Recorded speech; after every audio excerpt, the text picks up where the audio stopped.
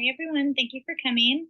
My name is Melissa Hoyt. I'm the VP of Operations here at our store, and the managers and I have been compiling some information to talk about increasing, updating our technologies here in the store, what we can do, what the benefits are, what the costs are, which is a big thing, as you guys know.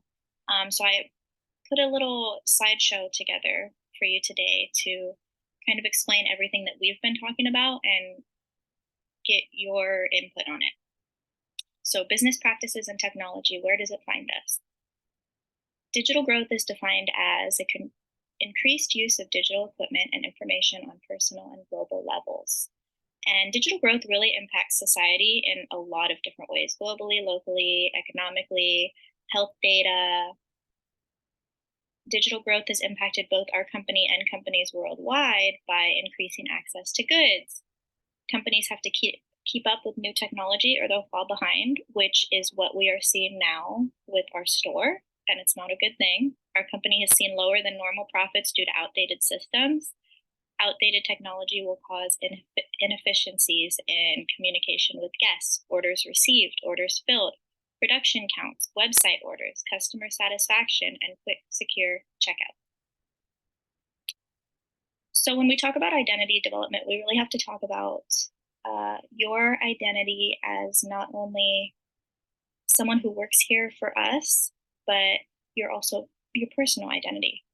And you have to really consider what you present to people, both in the physical and the online world.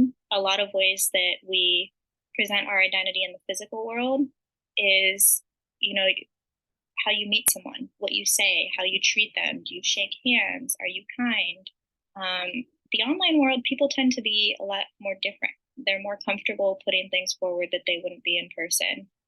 So sometimes we have to be aware of what we post online. Even if you think something may stay private, there's a big chance that it will get leaked, and that could be bad for yourself, and it could also be bad for your business life.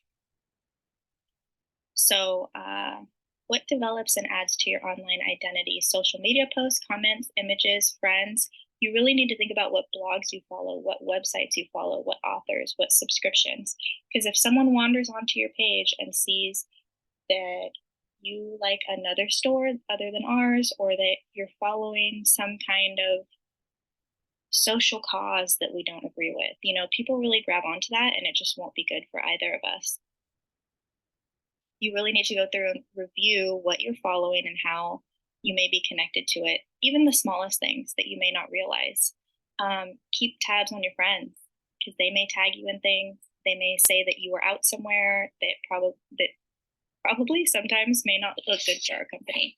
And everything we do leaves a digital footprint. So make sure it's good for the store, and really think about what you post before you do it, because things cannot be erased. You think you're erasing them, but someone may have already seen it.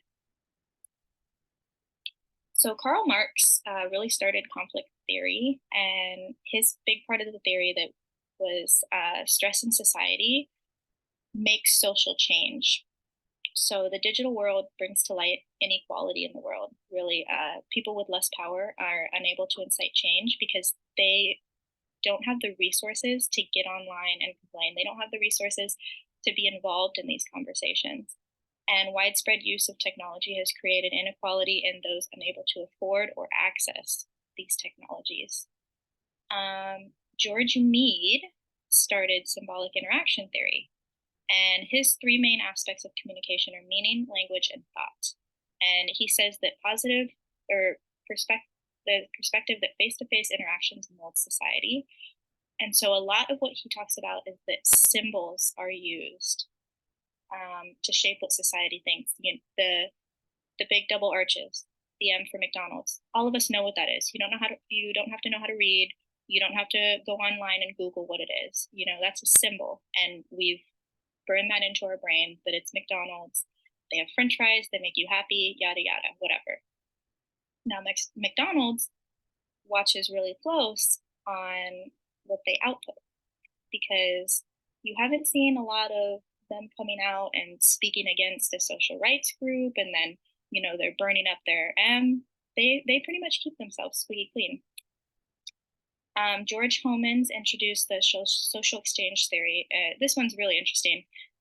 Humans innately seek out rewards and avoid punishments, which we can all say we do, right? And so they seek interactions that have the most gain and the lowest cost. So, what does that sound like for our company?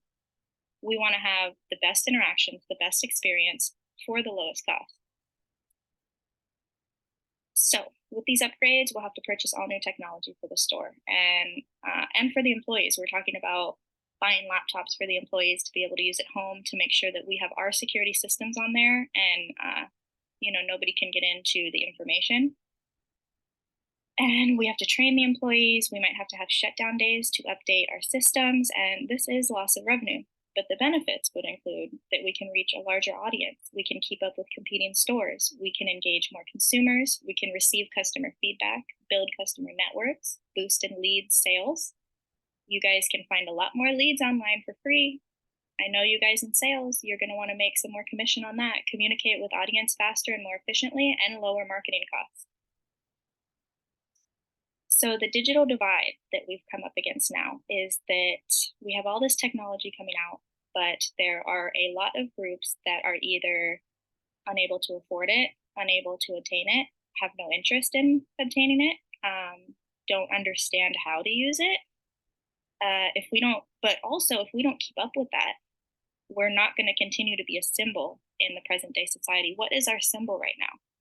People come in, they're excited, they want to buy stuff from us. It's fairly easy, but if we don't keep up and start with people being able to buy things online, we're going to be obsolete. It's easier to get something somewhere else.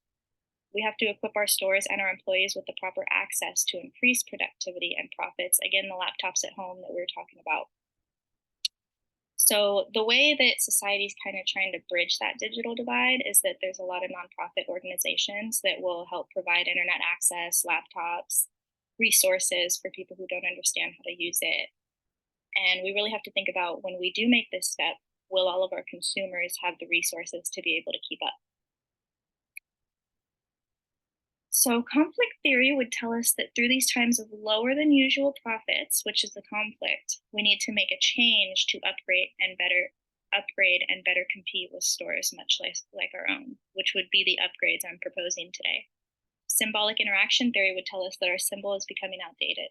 Those who once saw our sign as the newest and best are now starting to see that we're not keeping up, and we don't want to lose that symbol in society because it's very hard to get back.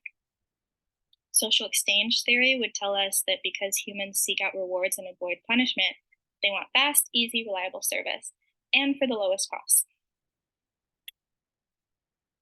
So I'm just breaking down a little bit how language has changed so much. We start with smoke signals, and I didn't put this on here, but the cave drawings, and then all of a sudden we're using telephones, which is just to and from. You can't type, you can't do any of that. You can talk to someone for a couple seconds.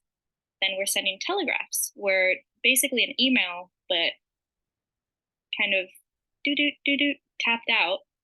And then we have optic fibers. We have a car phone. Email becomes popular. We get into cell phone, and look where we're at now. You can practically send something to someone in the virtual universe. It's insane. You send e-gift cards, which is another big thing that we could be able to do if we hopped on board here.